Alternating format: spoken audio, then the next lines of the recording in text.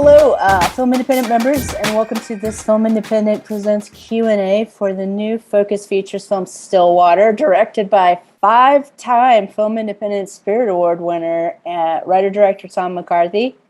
I'm Jenn Wilson, Senior Programmer with Film Independent. Thank you so much to our sponsors, HIFPA and Vision Media. And now please welcome today's guests from Stillwater, writer-director Tom McCarthy, and actors Matt Damon, Abigail Breslin, and Camille Cottin. Welcome, everybody. Thank you. Thank you very much. Good to be here. Congratulations to all of you. I heard your Cannes Film Festival screening was a rousing success with a 5-minute standing ovation. Is 5 minutes good for a Cannes Film Festival screening? It's good enough for us. Like a long time to us. I feel bad. I actually watched it. It's crazy how like in your face the camera is, like when the whole like standing ovation's going on, and it was a very interesting moment, but also very exciting. Tom? Yes. First question's for you. This Sure. film draws on aspects of the Amanda Knox case for the story. Can you talk about this writing collaboration, and how did you end up writing this project with your French co-writers? Yes, of course. I started this project about 10 years ago with the writer Marcus Hinchy in New York. We were both kind of fixated on the Amanda Knox case as it was playing out. And we just kept talking about that idea of an American woman, college student, being imprisoned for the sensational crime that she may or may not have committed. And that was it. That we sort of took that piece of that story and left the rest of the Amanda Knox case to alone. And we kind of moved the story to Marseille, where I thought would be an interesting place to tell that story, and started, we spent the next year sort of developing what amounted to like a thriller version of an American father coming over and helping his daughter get out of the situation. And when I finished it, although I thought we did some good work and I learned a lot, it wasn't a script I was prepared to direct. It didn't have enough humanity or dimensionality. I was looking for something a little different, and I didn't have a clear point of view on the movie. So I shelved it. I went on to do a couple other things, including Spotlight. And about 6-7 years later, I came back to it and I thought, man, there's something great in this. But I thought maybe what I really need is some French writers since I'm an American and it's a movie that takes place primarily in France. So I reached out to Thomas Bédiguin and Noé Debré, who had both collaborated with Jacques Audiard, a director whose films I greatly admired, and just sent them the script and said, guys, read this. All I like is the setup. And, if you're interested, maybe we could collaborate. And they responded to it. And from that moment on, we started like a kind of page one rewrite of the script and a reconsideration of the material in something that felt a little bit more in the direction I wanted to go originally and just had more scope to it. And that sort of began our like year and a half collaboration that ultimately resulted in the film they just watched. For Matt, what was it that drew you to want to play this character of Bill Baker? And did you spend some time in Oklahoma getting to know some roughnecks? Yeah, well, I mean, it was Tom. I'd been threatening to work with Tom for a long time. I was trying desperately to work with him for years, and finally, look, when a script comes and it says Tom McCarthy on it, you're definitely paying attention. And I just thought the script was beautiful. And it's one of those scripts where I read and I put it down and I sat there and didn't say anything to anybody for about 10 minutes. And then I just picked it up and started reading it again. And yeah, in terms of the specificity of the characterization, yeah, I mean, it's interesting, I talked to Tom and I told him I really wanted to do it. And he said, this roughneck thing, this is like a thing. And I go, yeah, it's fine. We'll get to that. But like the script worked so well for me, the dynamics of it. I was just picturing some guy from Oklahoma. I wasn't, the roughneck thing wasn't really registering. And then when Tom and I went down and spent time with these guys, it was like, oh, I get it. Like very specific subculture. Like these guys do a job and it's a thing. And it's like most people can't do it. and it's really hard. It takes a certain type of person to do it. And it just was like a light bulb going off. And the specificity of that was really everything that informed the character, everything about how he walks, stands, talks, how I changed my body in some ways, because they're strong guys. Like the job requires that.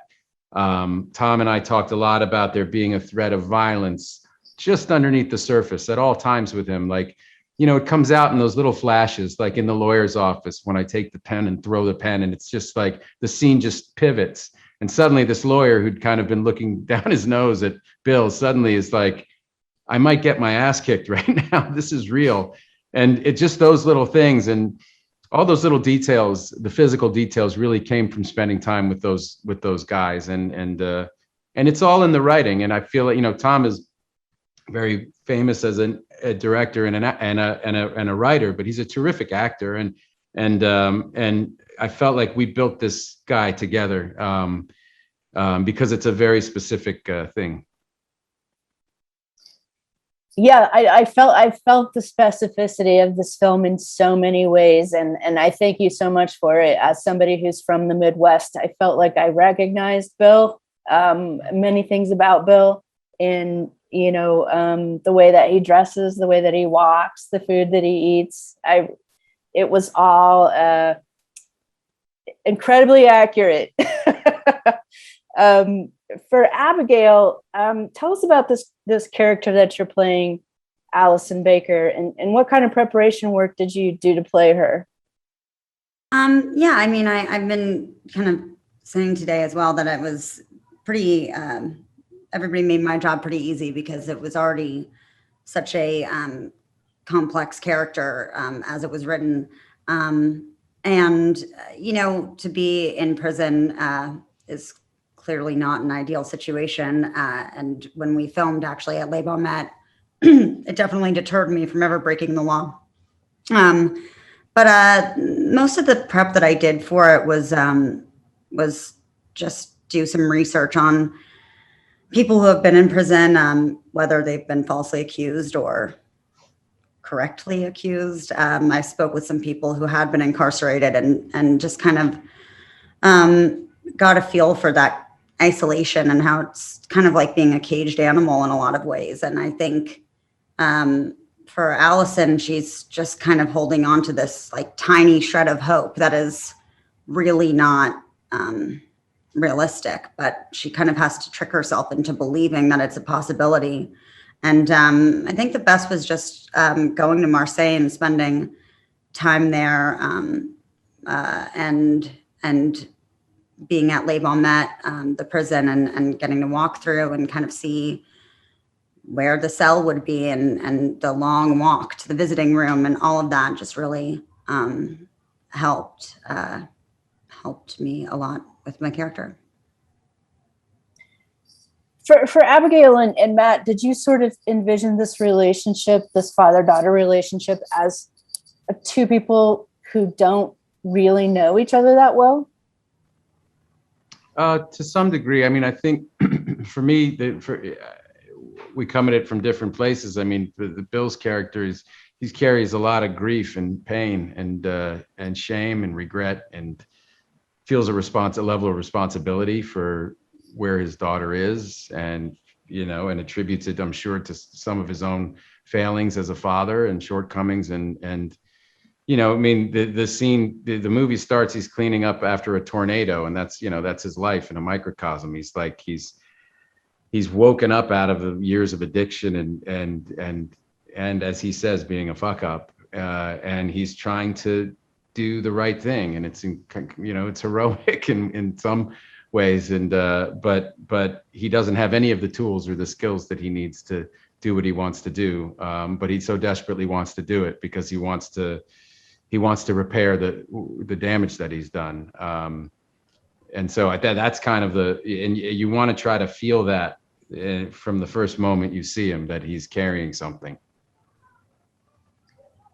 For Abigail, is that how you envisioned your relationship, that you were two people who were kind of still getting to know each other because of your kind of estrangement in your childhood? Yeah, I think especially in the first scene with the two of them, it's, you would kind of envision it as being a reuniting of this like father-daughter bond, and it's kind of really awkward in some ways. And I think for Allison, she can kind of see that he's trying a little bit, even when he's like talking about, the football team, and she's like, sure, whatever, I don't care about that. But I think she has some resentment towards him for sure, and feels a little bit like she got a ripoff on her childhood, and but I don't think that she has time to really care about all of his mistakes, because she does need him to do this one really, really important thing for her, and it's the last person that she would ever think would be able to pull it off, and so I think she has to kind of find a way to somehow pray and hope and kind of believe that he can pull this off. But I think deep down she knows it's pretty unrealistic. And I think that's kind of the journey that they take throughout the film too, of her kind of maturing as well, because I think as with anybody's parents, like, you have some sort of, probably not as big, but some sort of resentments towards your parents at some point in your life. And then you grow up and you realize that they're not perfect people either. And I think they both come to terms with, they're both in some ways, as Matt said, fuck ups in their own right. For Camille, who plays Virginie, the French woman, in the film that starts a relationship with Bill, what do you think attracted Virginie to start helping Bill, to offer her assistance to Bill? Well, I think this is what you've been talking about previously with Matt and Abby, the fact that she meets someone who tries to change and to be the father he thinks he should have been, and it's this, there's such a strong dichotomy between like how strong he appears and how vulnerable he is, and I think this is something that moves Virginie immediately. And then I think as a single mom, she's being moved by the fact that there's a man in front of her who's trying to be there when he hasn't been. So I think this is something that unconsciously moves her. And then I think it's her nature. She's the kind of people who when she sees somebody in trouble, her reaction, spontaneous reaction is, do you need help?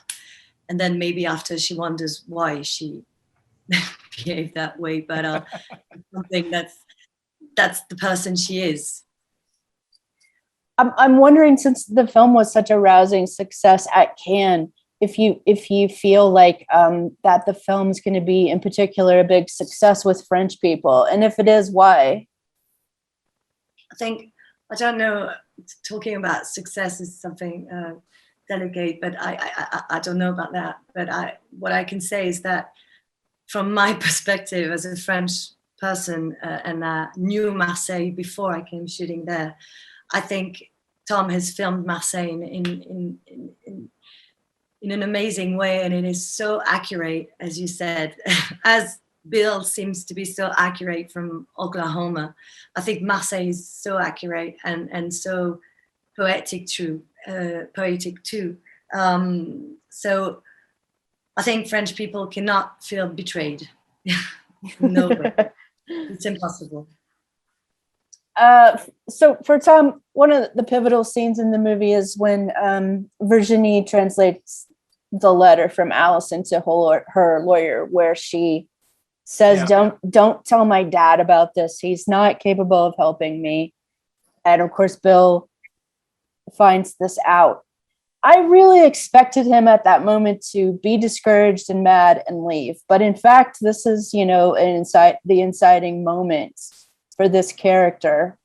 Can you tell us your thoughts about that?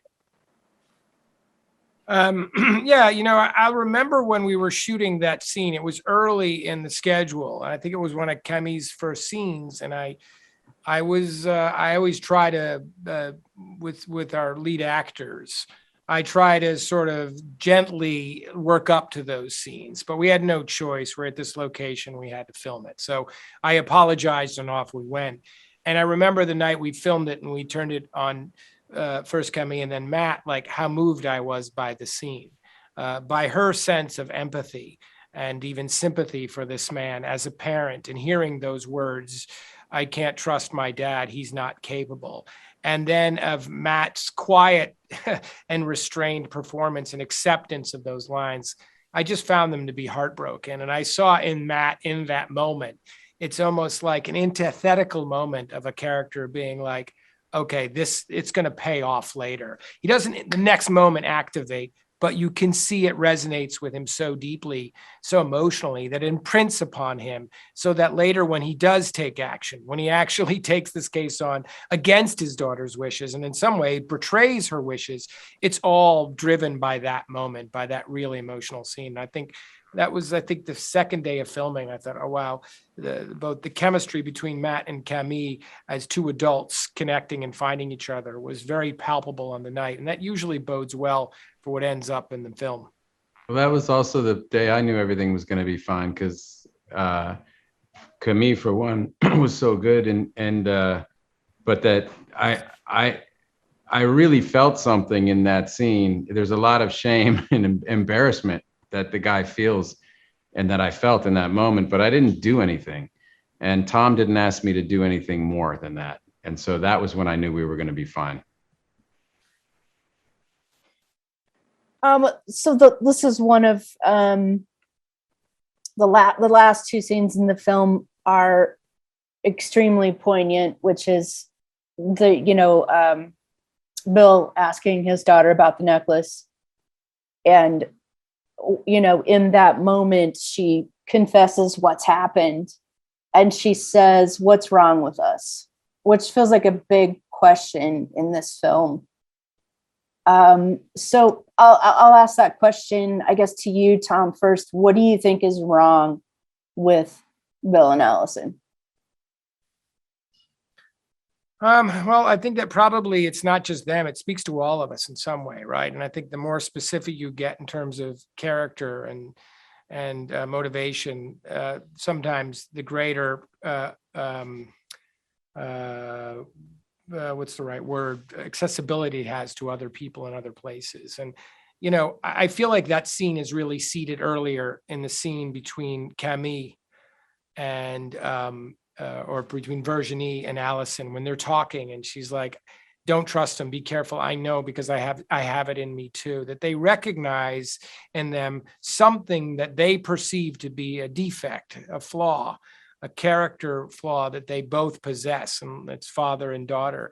Whether that's true or not, that's her perception of that. And I think that's important. Like, that is her perception of them. And that's a question she asked her father at the end. And I think what's equally heartbreaking to the question is the response. I don't know. Because I think, we get to a point as adults and we realize how limited we are in certain ways, and I think understanding and recognizing that in ourselves is tremendously powerful. And as Camille pointed out about Matt's performance, as strong and bull-like as this guy is, there's a real vulnerability to it, which is unusual, I think, to recognize in a man like this. And it's specific. And I think that all plays into that moment. So, I don't want to specifically answer the question anymore on that, because that's something I want audiences to go home and talk about.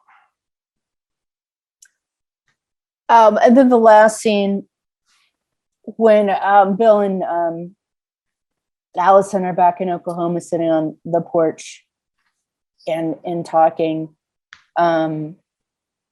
Both, her Bill being successful at getting her out of jail and returning her to the U.S. and getting what they thought that they wanted, but also not seeming that happy about getting what they wanted. This is such an incredible moment in the film. It was so poignant for me. Just wondered if the three of you, Matt, Tom, and Abigail, could talk about creating a moment such as this, where so much happens on the inside of these characters. So this seems so much more about what's not said than what is said. Matt or Abby? Well, it's the very last thing that we shot, which was always, this is a real gift from our director, because that performance for both of us, I think, would have been different. We could have aimed at it if we shot it first, but having lived through the experience of Marseille and the whole story, the whole relationship with Virginie and Maya, and that whole world that opens up to Bill there, that had expanded him in those ways, and then to come back to this world in Oklahoma, having lived that experience, definitely informed, because the lines are very simple in that scene, but there's nothing simple about what's happening. The world's never going to look the same to that guy. And just as you say, the movie is it's about a guy getting what he thinks he wants. He starts out wanting to exonerate his daughter. He wants to get his daughter out of jail. That's his completely single-minded. That's what he's going to do. And he gets it. But he's a very different person at the end of the movie. And he ends at the end of the movie, he wants other things. And so it's a heartbreaking kind of moment, but I find a lot of hope in it, because I feel like, that guy goes on to re-engage with the world in a very different way. He has different expectations about the world around him. He's a better person than he's looking for more out of life than he was at the beginning. For Tom and Abby? Yeah, I mean, I think that scene, and every time I see it, it probably impacts me more, because I think it is kind of interesting how they're kind of like sliding doors, the two of them, and how, she's been locked away in this prison for years, and all she wants to do is get out. The place that she tried to leave behind in Oklahoma is probably the only place in the world that she just wants to get back to now, so that she can restart her life. And Bill, who, I mean, I could be wrong, but I don't think really ever had any intentions or burning desire to stray too far from his life in Oklahoma, ends up finding this whole new world out in Marseille, and this, kind of learns a lot about himself. And so when Allison finally does get out, I think she's probably more excited and happy about it, and he's just very melancholy and kind of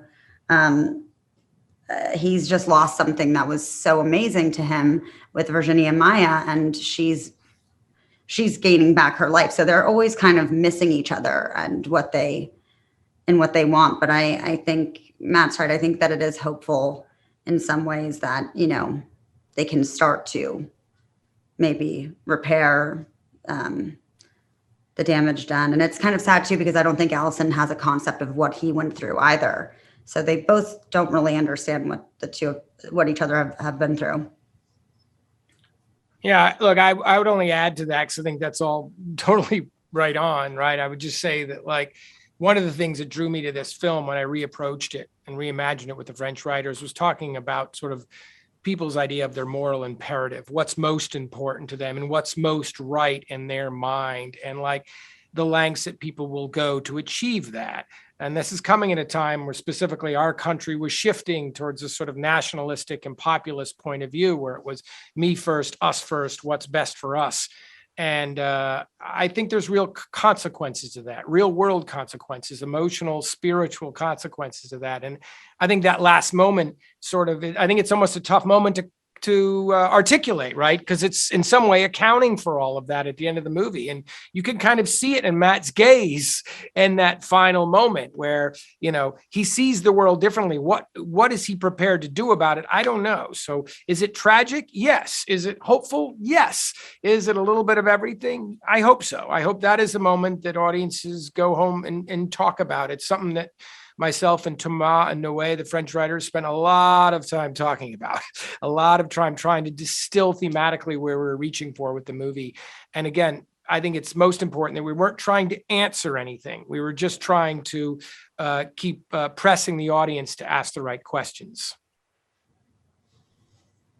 So the film is released in theaters July 30th. That's next Friday. Thank you so much to all of you. I admire all of your work so much, and all of your tremendous work on this film. And good luck with this project.